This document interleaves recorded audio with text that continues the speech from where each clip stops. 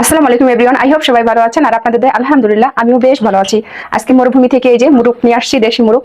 আসলে দেশি মুরগ নিয়ে আসলে বাসায় একটাই সমস্যা, সেটা হচ্ছে কাটার সমস্যা। আমরা সুপার মার্কেট থেকে যে মুরগগুলো নিয়ে আসি ওগুলো কাটা একদম কমপ্লিট থাকে, বাস ধুয়ে রান্না করলেই এনাফ।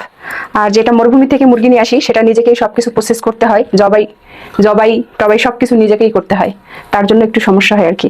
আমাদের বাংলাদেশে তো বড় বড় বটি আছে, তাই না ভাগনা? আমাদের আপুরা, মারা, চাচিরা সবাই বটি দিয়ে খুব সহজেই এই মুরগিকে প্রসেস করে ফেলে। আমি এখন এই মুরগির সাথে যুদ্ধ করতেছি। অবশ্যই যে যেখান থেকে আমার ভিডিওটি দেখতেছেন অবশ্যই লাইক কমেন্ট দিয়ে পাশে থাকবেন আর ফুল ভিডিওটি দেখার অনুরোধ থাকলো। সব কাটাকুটা, সব পেঁয়াজ মরিচ সব দেওয়া শেষ, এখন রান্না করার পালা। লেটস গো, চলেন রান্নাটা করে ফেলি দ্রুত।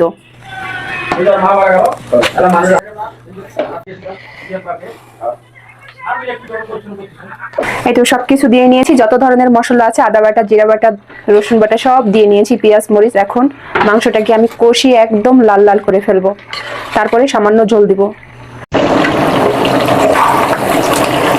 আলহামদুলিল্লাহ, এই যে মুরগির মাংস একদম কষাতে কষাতে লাল করে ফেলেছি। এখন এখানে আমি ঝোল দিয়ে দিব,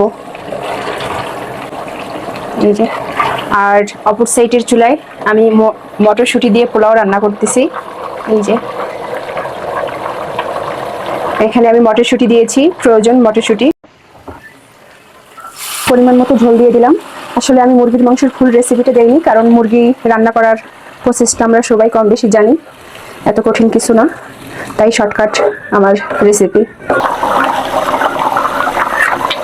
মাংসতে ঝোল দিয়ে কিছুক্ষণ ফুটিয়ে নিয়েছি, এখন দিয়ে দিব এখানে আমি ভাজা জিরের গুঁড়ো।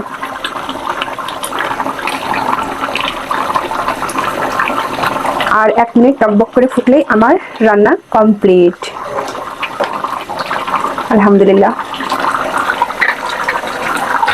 এদিকে পোলাও রান্নাটাও হয়ে গেছে, আপনাদেরকে একটু দেখাই।